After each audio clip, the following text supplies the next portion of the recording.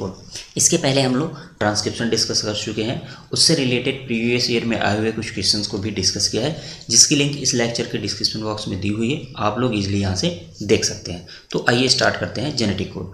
इसमें हम लोग देखेंगे कि इसका टर्म किसके द्वारा दिया गया था, डिस्कवरी किसके द्वारा की गई थी, कितने तरीके के कोडॉन होते हैं, जेनेटिक कोड होता क्या है, ये सारी चीज़ डिस्कस करेंगे। साथ ही साथ हम एक सेपरेट लेक्चर तैयार करूँगा जिसमें जो कोडॉन है 64 कोडॉन है हमारे पास, वो इजीली कैसे याद किया जा सके, जिसकी लिंक इस लेक्चर में प्रोवाइड कर दी जाएगी, आप लोग इजीली देख सकते हैं यहाँ से। तो आइए स्टार्ट करते हैं जेनेटिक कोड। पहले तो जेनेटिक कोड होता क्या है। जेनेटिक कोड का मतलब होता है, ये हम देखते हैं कि प्रोटीन सुनते हैं, ठीक है, एमिनो एसिड सुनते हैं और न्यूक्लियोटाइड के सीक्वेंस सुनते हैं, और हम ये भी देखते हैं कि सुनते हैं कि डीएनए जो होता है उसके पास इंफॉर्मेशन होती है प्रोटीन सिंथेसिस के लिए।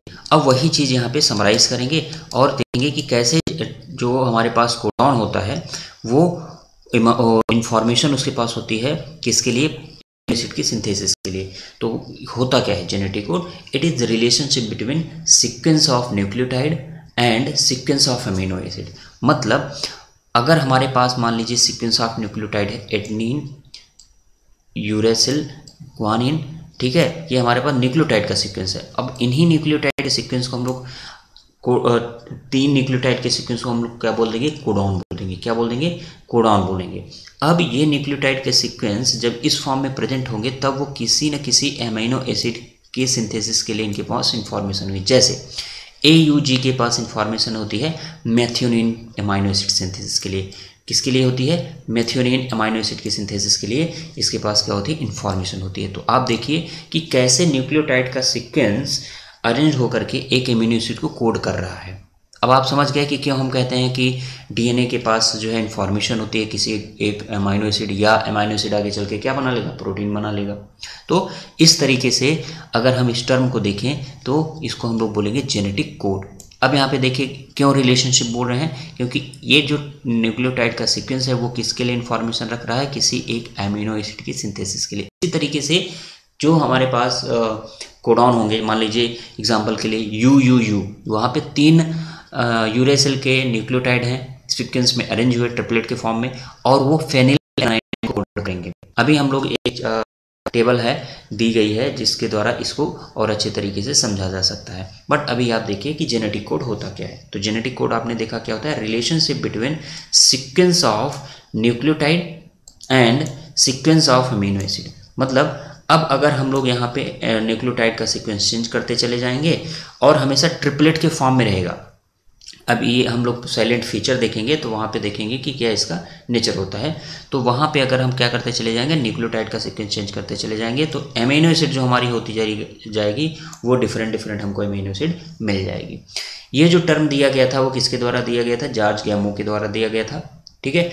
और इन्हीं के द्वारा बताया गया था कि ये जो कोडॉन होते हैं, ये जेनेटिक कोड होता है वो ट्रिपलेट में होता है। किस में होता है, ट्रिपलेट में होता है। इसके बाद इसकी फर्दर स्टडी जो केमिकल स्टडी की गई थी एक्चुअल में, ठीक है, सेल फ्री सिस्टम में। तो सेल फ्री सिस्टम में जो इसकी स्टडी की थी वो 2 साइंटिस्ट हमारे पास हैं। कौन कौन से, इनिशियली नीरेनबर्ग, आपको याद रखना है, नीरेनबर्ग एंड मेथाई, ठीक है, आपको इनका नाम याद रखना है। मार्शल नीरेनबर्ग एंड HJ मेथाई ने इसकी जो है सेल फ्री सिस्टम में स्टडी की, और इन्होंने क्या किया कि एक जो है स्ट्रैंड बनाया पॉलीयूरेसिल का। मतलब वहाँ पे क्या था, यूरेसिल यूरेसिल यूरेसिल यूरेसिल था।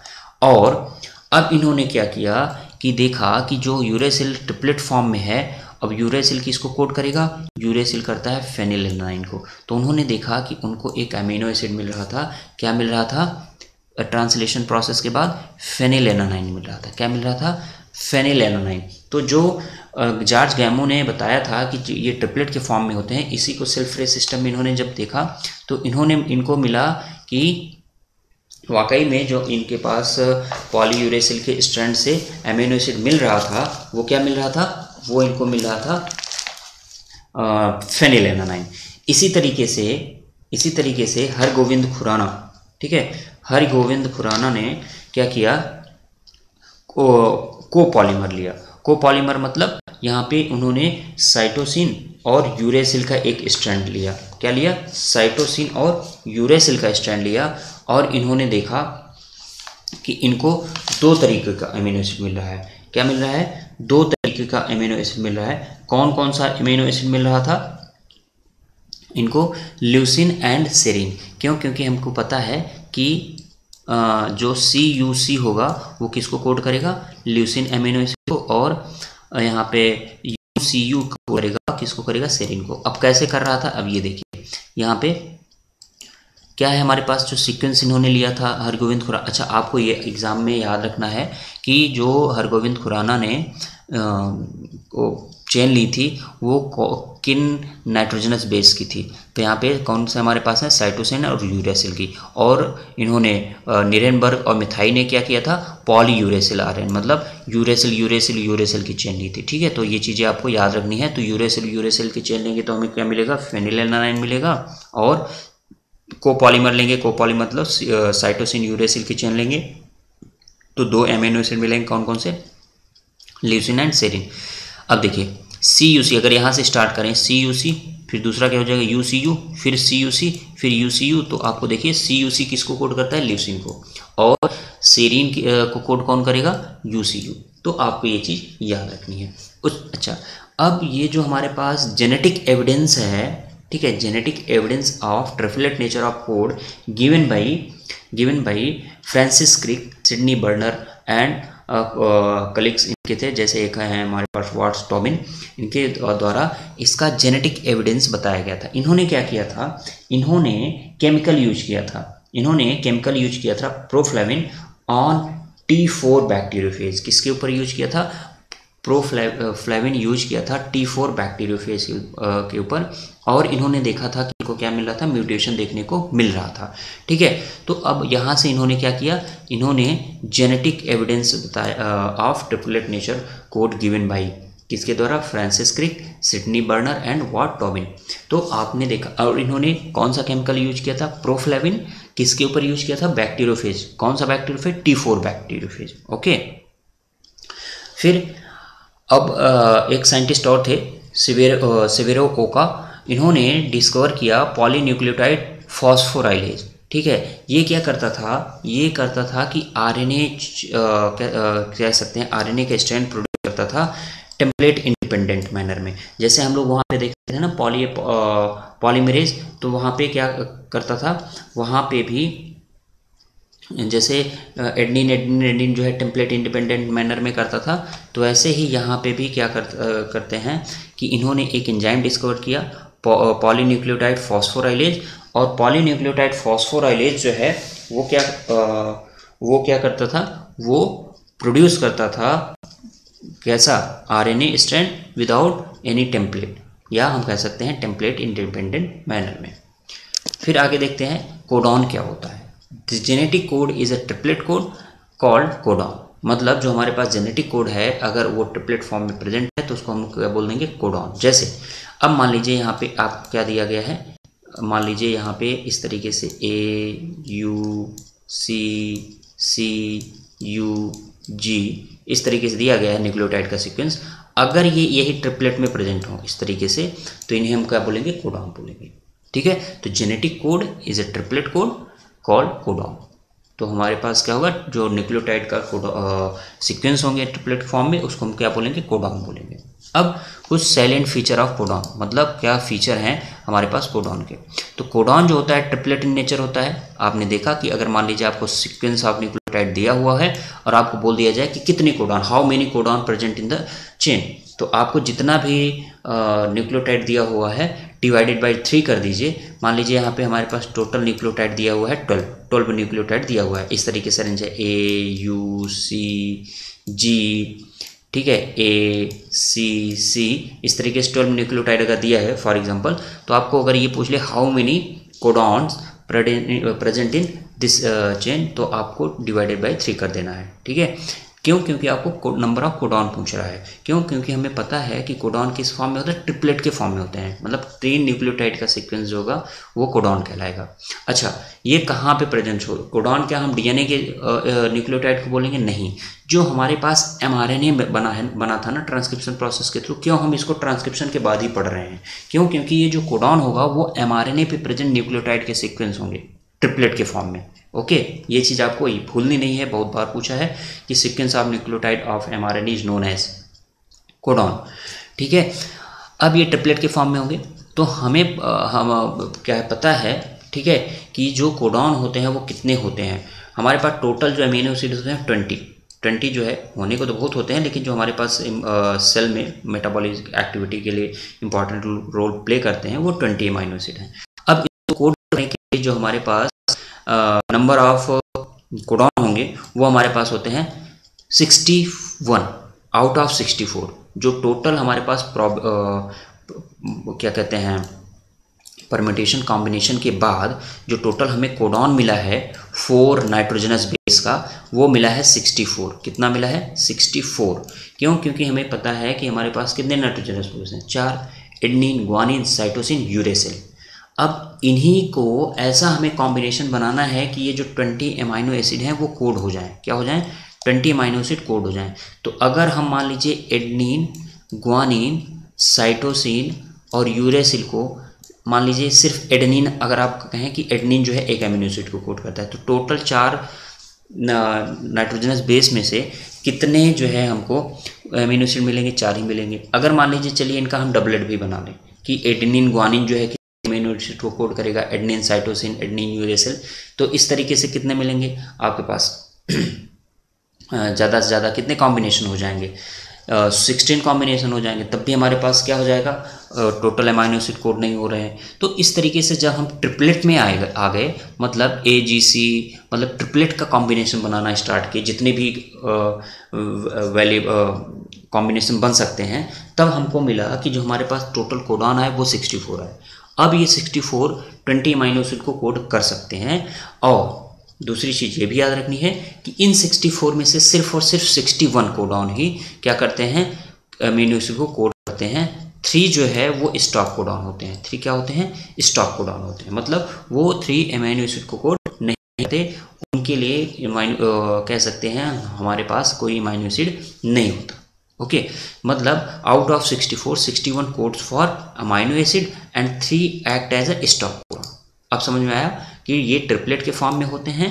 और जो हमारे पास 60 कोडॉन हैं, ठीक है, 60 कोडॉन हैं, इसमें से 61 किस कोड करेंगे? अमाइनो एसिड को, एंड 3 जो है अमाइनो एसिड कोड नहीं करते, वो क्या होते हैं? स्टॉप कोडॉन होते हैं। अभी हम देखेंगे ये 3 कौन कौन से होते हैं। ओके, फिर नेक्स्ट जो नेचर होता है कह सकते हैं जेनेटिक कोड का, वो नॉन एम्बिगुअस या अनएम्बिगुअस होता है। अनएम्बिगुअस या नॉन एम्बिगुअस का मतलब क्या होता है कि 1 codon codes for only 1 amino acid. For example UUU, ये जो हमारे पास कोडॉन है ये किसको कोड करेगा? ये कोड करेगा फेनिलएलानाइन को। मतलब अगर कहीं पे भी UUU है तो ये कोड करेगा अमाइनो एसिड को, और उस अमाइनो एसिड का नाम है फेनिलएलानाइन। ठीक है, मतलब ये जो हमारे पास कोडॉन है वो एक से ज़्यादा अमाइनो एसिड को कोड नहीं कर सकते। ऐसे अमाइनो जेनेटिक कोड के नेचर को हम क्या बोलेंगे? Non ambiguous. ठीक है, लेकिन एक एक्सेप्शन है हमारे पास। एक्सेप्शन क्या है? एक्सेप्शन ये है कि GUG क्या होता है? GUG किसको कोड करता है? GUG कोड करता है वैलिन को, लेकिन अगर ये इनिशिएटिंग पोजीशन पर पहुंच जाए तो ये किसको कोड करने लगेगा? मेथिओनिन को। तो आप याद रखिएगा GUG इज एम्बिगुअस। आपको एग्जाम में पूछ सकता है विच कोडॉन इज एम्बिगुअस। आपको उसमें दिया रहेगा GUG, AUG, UAG, ठीक है, CUG। तो लेकिन आपको याद रखना है, कौन सा याद रखना है? GUG। एम्बिगुअस का मतलब कि ये एक से ज़्यादा अमीनो एसिड को कोड करेगा। लेकिन मोस्टली क्या होता है हमारे पास? हम देखते हैं कि हमारे पास जो जेनेटिक कोड होते हैं वो नॉन एम्बिगुअस या अनएम्बिगुअस होते हैं। मतलब दे कोड ओनली 1 अमीनो एसिड। कोई भी सीक्वेंस दिया हो, जैसे फॉर एग्जांपल अगर हमारे पास दिया है GUC वैलिन को कोड करेगा। ठीक है, मतलब एक कोडॉन एक से ज़्यादा अमीनो एसिड को कोड नहीं कर सकता। ऐसे नेचर को हम लोग बोलते हैं नॉन एम्बिगुअस। लेकिन GUG क्या है, अगर इनिशिएटिंग पोजीशन पे प्रेजेंट हो जाए तो किसको कोड करता है, मेथियोनिन। तो एग्जाम में दो तरीके से क्वेश्चन आएगा कि GUG को हम क्या बोलते हैं, एम्बिगुअस, दूसरा मेथियोनिन कोडेड बाई, उसमें दिया रहेगा आपको GUG when it present at initiating position. आपको याद होना चाहिए इनिशिएटिंग पोजीशन, मिडिल में कहीं नहीं, ठीक है। फिर कॉमालेस। कॉमालेस का मतलब ये होता है कि जैसे हम एग्जाम्पल के लिए देखते हैं AUG, ठीक है। फिर दूसरा हम ले रहे हैं UUU। यहाँ पे कहीं पे भी पंक्चुएशन नहीं होता, मतलब ऐसा नहीं होता कि एक कोडॉन के बाद हम यहाँ पे कॉमा लगा दें, फिर दूसरे कोडॉन के बाद फिर कॉमा लगा दें, तो इनमें there is no punctuation. Okay, तो यहाँ पे हम बोल सकते हैं दे आर कॉमालेस नेचर, ठीक है। मतलब कोडॉन क्या होंगे, सीक्वेंस ऑफ न्यूक्लियोटाइड होगा, बट वहाँ पे कोई कॉमा नहीं होगा, ठीक है। वो अपने आप में ही उनके पास इंफॉर्मेशन होगी कि कहाँ से कोडॉन को स्टार्ट करना है और कहाँ से एंड करना है। ओके, फिर degeneracy nature of degeneracy of genetic code. Genetic code degeneracy का मतलब क्या हो गया कि अभी हम लोग कुछ देर पहले पढ़े कि जो एक कोडॉन होगा वो एक से ज़्यादा अमीनो एसिड को कोड नहीं करेगा, बट एक अमीनो एसिड एक से ज़्यादा कोडॉन से कोड हो सकता है। फॉर एग्जाम्पल जैसे अब मान लीजिए आपके पास है वैलिन, ठीक है। वैलिन जो है ये एक अमीनो एसिड है, ये जो है एक से ज़्यादा जो है कोडॉन से कोडेड हो सकता है। फॉर एग्जांपल इसको कोड कर सकता है GUU, ठीक है। इसको कौन कोड कर सकता है, GUU, एंड दूसरा कोड कर सकता है GUA। अब आप देखिए, अभी हम यहाँ पे दोनों कॉन्सेप्ट समझ पाएंगे। अब जैसे अभी हमने पढ़ा non ambiguous nature of codon, मतलब आप देख रहे हैं कि GUU वैलिन के अलावा किसी और अमीनो एसिड को कोड नहीं कर रहा है, but degeneracy of genetic code का मतलब ये हो गया कि वैलिन जो है एक से ज़्यादा कोड से कोडेड हो सकता है, ठीक है। ये और होता है, जैसे फॉर एग्जांपल एक और हम इसके लिए कोडॉन ले लें, GUG। क्या ले लें, GUG।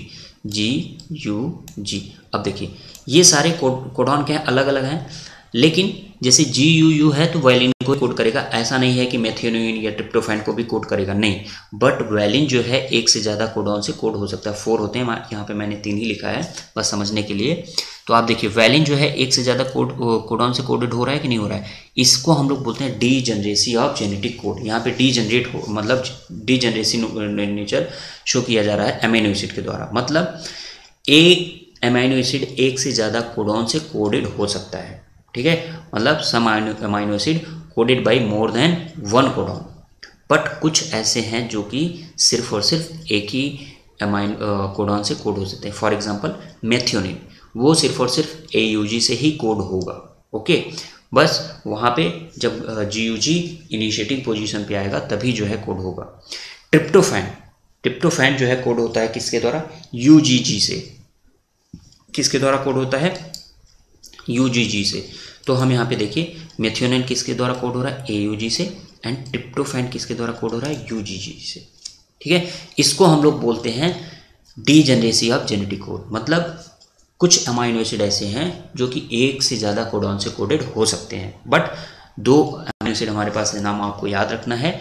AUG से कोड होने वाला amino acid methionine and UGG से कोड होने वाला अमाइनो एसिड ट्रिप्टोफैन, वो सिर्फ और सिर्फ एक ही कोडॉन से कोड होगा। डीजनरेसी जो नेचर होता है वो क्यों होता है, ऐसा क्यों, यहाँ पे होता क्या है कि हमारे पास जो मान लीजिए GUG है और एक कोडॉन कौन सा ले लें, GUU ले लो, GUU ले लो। इसमें जो ओरिएंटेशन है ये 5 प्राइम है, ये 3 प्राइम है, यहाँ पे भी 5 प्राइम है और ये 3 प्राइम है, ठीक है। अब देखिए यहाँ पे ये दोनों स्टार्टिंग के 5 प्राइम की तरफ से देखिए GU यहाँ पे भी सेम है, यहाँ पे भी सेम है, सिर्फ डिफरेंस क्या है, थर्ड एंड की तरफ जो नाइट्रोजन बेस है वहाँ पे डिफरेंस है। तो हम कह सकते हैं जो डीजनरेसी ऑफ जेनेटिक कोड होती है वो 3rd prime end of triplet codon होता है। मतलब कोडॉन में 3 प्राइम एंड की तरफ जो नाइट्रोजनस बेस है उसके कारण आता है, और इस बेस को हम लोग क्या बोलते हैं, वुबली बेस बोलते हैं। क्या बोलते हैं, वुबली बेस बोलते हैं। तो आपको अगर कभी आ जाए व्हाट इज वुबली बेस, तो आपको आ जाए 5 prime nitrogenous base of 5 prime end या nitrogenous base of 3 prime end. तो आपको याद रखना है किधर से 3 प्राइम एंड पे प्रेजेंट जो हमारे पास नाइट्रोजन बेस है या न्यूक्लियोटाइड बोल सकते हैं, उसको हम लोग क्या बोलेंगे, वुबली बेस बोलेंगे। यहाँ पे आपको बेस पूछा है तो हम यहाँ पे बोलेंगे 3 प्राइम एंड की तरफ जो नाइट्रोजन बेस के कारण आता है। क्यों? क्योंकि जब ट्रांसलेशन देखेंगे तो टीआरएनए पे क्या होता है, एंटी कोडॉन प्रेजेंट होता है, तो वो स्टार्ट के 2 कोडॉन को कह सकते हैं, स्टार्ट के 2 नाइट्रोजनस बेस को रीड करता है और उसी के अकॉर्डिंग क्या कर देता है, हमारे पास अमाइनो एसिड सेट करता चला जाता है। जब क्या हो जाएगा, जब वो इसको प्रॉपर तरीके से रीड नहीं करेगा 3 प्राइम एंड पे जो नाइट्रोजनस बेस है, तो इसके कारण वहाँ पे क्या हो सकती है, हमारे पास एक अमीनो एसिड एक से ज़्यादा कोडॉन से कोड हो सकता है। तो ये जो वो हमारे पास डीजेनरेसी ऑफ जेनेटिक कोड होता है वो किसके कारण होता है, वुबली बेस के कारण होता है। वुबली बेस होते कौन से हैं, कोडॉन पे प्रेजेंट 3 प्राइम एंड के पे जो नाइट्रोजन बेस है। ओके, फिर कोड और यूनिवर्सल। यूनिवर्सल का मतलब अगर हमारे पास AUG मेथियोनिन को कोड कर रहा है तो वो किसी भी सेल में, प्रोकैरियोट में क्या होता है, फॉर्मुलेटेड मेथियोनिन को कोड करता है, लेकिन और जितने भी यूकैरियोटिक सेल हैं मेथियोनिन की ही कोड करेगा। UUU है तो फेनिलएलानाइन को कोड कर रहा है, तो कहीं भी आ जाए, चाहे प्रोकैरियोट में चाहे यूकैरियोट में, तो वो फेनिलएलानाइन को ही कोड करेगा। तो कोड्स आर यूनिवर्सल, तो बोलते हैं कोड्स आर यूनिवर्सल। फिर हम देखते हैं कि नॉन ओवरलैपिंग। नॉन ओवरलैपिंग का मतलब होता है कि अगर हमारे पास कोड का सीक्वेंस दिया गया है, जैसे मान लीजिए यहाँ पे AUC UUU, तो ऐसा नहीं है कि ये कोडॉन को कोड किया प्रोटीन को तो इसका कुछ पार्ट जो है इसके साथ अटैच होकर के फिर कोड करेगा, तो नहीं। अगर ये ट्रिपलेट के फॉर्म में है तो ये अपना अमाइनो एसिड कोड करेगा, ये अपना अमाइनो एसिड कोड करेगा। यहाँ ये जो है ओवरलैप नहीं करेंगे, ठीक है। During formation of amino acid can not overlap, मतलब ये ट्रिपलेट के फॉर्म में होंगे, ये इंडिविजुअल अपना अपना अमाइनो एसिड बनाते चले जाएंगे। मतलब इनके पास इंफॉर्मेशन होगी तो प्रोटीन सिंथेसिस के समय या ट्रांसलेशन प्रोसेस के समय जो अमीनो एसिड लगेंगे वो इनके अकॉर्डिंग लगते चले जाएंगे, दे ओवरलैप नहीं करते। फिर स्टार्ट कोडॉन और स्टॉप कोडॉन कौन होते हैं, ये इंपॉर्टेंट है, यहाँ से एक बार क्वेश्चन आया भी है, ठीक है। तो मोस्ट कॉमन जो हमारे पास स्टार्ट कोडॉन है वो कौन सा है, AUG है, मोस्ट कॉमन, ठीक है। इसके अलावा AUG के अलावा भी हमारे पास कुछ अल्टरनेटिव स्टार्ट कोडॉन होते हैं प्रोकैरियोट और यूकैरियोट के केस में। तो प्रोकैरियोट में हम लोग देखेंगे GUG होता है और UUG होता है, तो इसमें से आपको याद रखना है GUG, एक बार पूछा है एग्जाम में इन प्रोकैरियोट की। और AUA and AUU in mitochondria, ठीक है। माइटोकॉन्ड्रिया ऑफ ह्यूमन में अल्टरनेटिव जो स्टार्ट कोडॉन है वो कौन से हैं, AUA एंड AUU। ओके, फिर हमने अभी देखा था कि out of 64, 61 is code for amino acid but 3 do not, they are known as stop codon. जो ये 3 है इनको क्या बोलते हैं, स्टॉप कोडॉन। और इसका नाम क्या है, इसका नाम है कौन कौन, मतलब सीक्वेंस याद रखने हैं कोडॉन कौन कौन, UAG, UGA and UAA, UAG, UGA and UAA। इसको कैसे याद रखोगे, सन क्या होता है, उग उगा, ठीक है। ये सन के उसके बेसिस पे आप याद कर सकते हैं, ट्रिक है बस। उग सन उगता है, उगा उआ, ऐसे। और इनके नाम भी आपको याद रखने हैं। एक्चुअली ये जो साइंटिस्ट थे क्या कहते हैं, एप्स्टेन एंड स्टेनबर्ग, इन्होंने डिस्कवरी की थी स्टॉप कोडॉन की, और इनका जो नाम रखा गया था अंबर, ओपल एंड ओकर, ये अपने फ्रेंड के नाम के बेसिस पे इन्होंने रख दिया था। तो UAG को हम लोग बोलते हैं अंबर, ठीक है। आपको याद रखना है अंबर के लिए सीक्वेंस क्या है न्यूक्लियोटाइड का, ठीक है, या कोडॉन क्या है। ओपल किसको बोलते हैं, UGA को, एंड UAA को क्या बोलते हैं, ओकर बोलते हैं। तो आपको ये स्टॉप कोडॉन होते कौन कौन से हैं, UAG, UGA, UAA। तो इसको कैसे याद रखोगे, सन उग उगा एंड उआ, ठीक है, UAG, UGA एंड UAA। और इनका नाम क्या है, अंबर, ओपल एंड ओकर, अंबल, ओपल एंड ओकर, ये आपको याद रखना है। ये इनका जो नाम है अंबर, ओपल एंड ओकर, ये जो साइंटिस्ट थे एप्स्टेन एंड स्टेनबर्ग, इन्होंने डिस्कवर किया था स्टॉप कोडॉन को, ये अपने फ्रेंड के नाम के बेसिस पे इन्होंने रखा था। ये देखिए यहाँ पे जो टेबल मैंने बात किया था पीछे, वो यहाँ पे टेबल आपको दिया हुआ है। इसका मैं एक शॉर्ट ट्रिक बनाऊंगा सेपरेट लेक्चर, वहाँ पे इजीली आप लोग इसको समझ सकते हैं। इस लेक्चर को मैं बड़ा ना करने की वजह से यहाँ पे नहीं बनाया, तो आप लोग बस अभी यहाँ पे बस ये टेबल देखिएगा कि यहाँ पे कौन कौन से कोडॉन किस अमीनो एसिड को कोड कर रहे हैं। इसको शॉर्ट ट्रिक मैं बनाऊंगा जिसको आप इजीली देख सकते हैं और वहाँ से याद कर सकते हैं। ओके, फिर म्यूटेशन एंड जेनेटिक कोड। अब यहाँ पे क्या किया कि जो हमारे पास जेनेटिक कोड है, न्यूक्लियोटाइड का सीक्वेंस है, उसमें अगर म्यूटेशन हो जाएगा तो क्या चेंज होगा। तो हमें अब पता है, यहाँ से जेनेटिक कोड से ये पता चल गया कि अगर हम लोग न्यूक्लियोटाइड के सीक्वेंस में चेंज करेंगे तो हमारा क्या चेंज हो जाएगा, कोडॉन चेंज हो जाएगा। और कोडॉन चेंज हो जाएगा तो क्या हो जाएगा, अमीनो एसिड चेंज हो जाएगी। जैसे इस टेबल से समझ सकते हैं, मान लीजिए आप यहाँ से समझ देखिए UUG है, अब UUG की जगह हम क्या कर दें, CUU कर दें, या आप ऐसे देखिए कि यहाँ पे मान लीजिए UAC है, ठीक है, UAC है, अगर हम C की जगह क्या कर दें, A कर दें, तो ये क्या हो जाएगा, ये स्टॉप कोडॉन हो जाएगा। मतलब अभी जो एक किसी अमीनो एसिड को कोड कर रहा था वो किसको कोड करता, अब ये स्टॉप कोडॉन हो जाएगा, मतलब किसी अमीनो एसिड को कोड नहीं करेगा। ठीक है, देखिए यहाँ पे भी समझिए AAC है, किसको कोड कर रहा है, एस्पेरेजिन को। अगर हम A कर दें, C की जगह A कर दें, तो किसको कोड करने लगेगा, लाइसिन को। मतलब आप देख रहे हैं या तो चेन हमारी सॉर्ट हो जाएगी या तो कोई हमारा दूसरा अमीनो एसिड लग जाएगा अगर म्यूटेशन हो जाएगा जेनेटिक कोड में। तो अब ये जेनेटिक कोड में कैसे चेंज हो सकता है, तो या तो इंसर्शन हो सकता है, मतलब न्यूक्लियोटाइड हो सकता है, या तो डिलीशन हो सकता है। तो अब यहाँ पे सिंगल बेस का अगर, अच्छा ये सिंगल बेस भी हो सकता है, 2 बेस भी हो सकते हैं, पूरा एक ट्रिपलेट कोडॉन हमारे पास कह सकते हैं, पूरा एक कोडॉन हो सकता है। तो आप यहाँ पे पहले एक के लिए देखिए कि अगर हम लोग सिंगल बेस में क्या कर दें, चेंज आ जाए तो क्या होगा। तो इसका एग्जांपल बहुत अच्छा एग्जांपल है, क्लासिकल एग्जांपल है पॉइंट म्यूटेशन का, सिकल सेल एनीमिया। तो यहाँ पे हम लोग देखते हैं कि अगर नॉर्मल डीएनए है, नॉर्मल डीएनए क्या है, GAG एंड CTC है, इसका जो है डबल फॉर्म में। अगर यहाँ पे आप देखिए म्यूटेशन हो जाए, म्यूटेशन मतलब अगर यहाँ पे क्या हो जाए, कोडिंग स्ट्रैंड पे हमारे पास क्या हो जाए, कोडिंग स्ट्रैंड पे हमारे पास हो जाए थायमिन की जगह एडेनिन हो जाए, थायमिन की जगह एडेनिन हो जाए, तो इससे बनने वाला जो हमारे पास ट्रांसक्रिप्ट है वो क्या हो जाएगा, टेम्पलेट स्ट्रैंड पे अगर थायमिन की जगह एडेनिन हो जाएगा तो हमारे पास जो बनने वाला स्ट्रैंड है RNA का वो क्या हो जाएगा, GAG की जगह अब क्या बनेगा, GUG बनेगा। तो नॉर्मली GAG किसको कोड करता है, ग्लूटामिक एसिड को, ठीक है, नॉर्मल। और ये कहाँ पे होता है, कह सकते हैं हम लोग बीटा ग्लोबुलिन चेन जो होती है ना उसमें चेंज आ जाएगा। ठीक है, बीटा ग्लोबुलिन चेन है, प्रोटीन की चेन है, तो वहाँ पे जो अमीनो एसिड था ग्लूटामेट वो नॉर्मल फॉर्म में था, लेकिन अब GUG हो गया तो ये किसको कोड करेगा, वैलिन को कोड करेगा।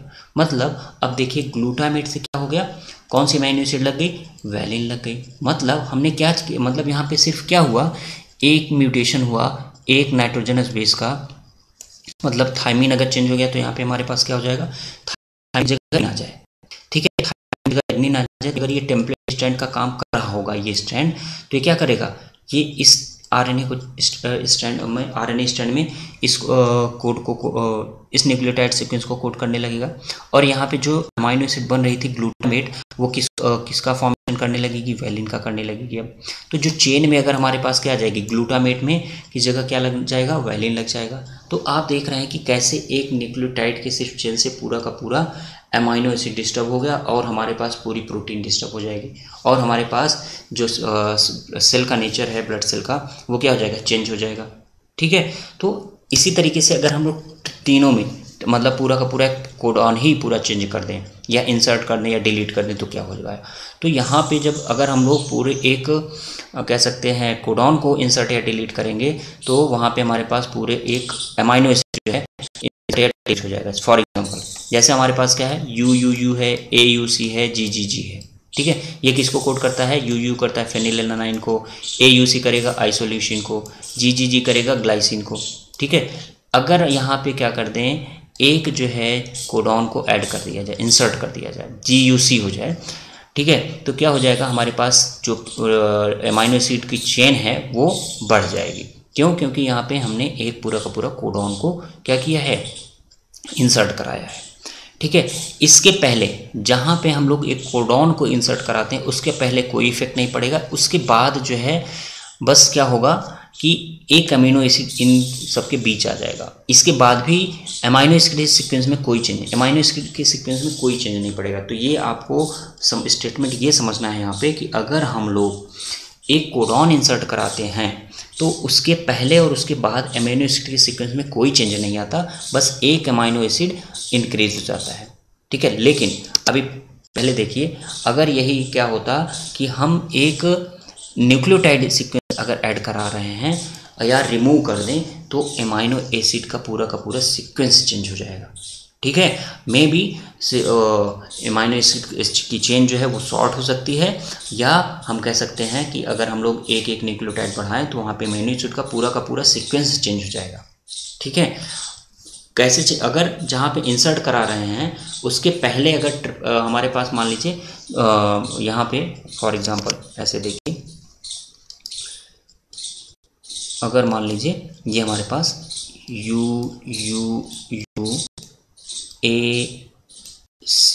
ACU है, तो अगर हम यहाँ पे क्या करें, यहाँ पे हम लोग ऐड करा दें UU इसके बीच में एडनिन।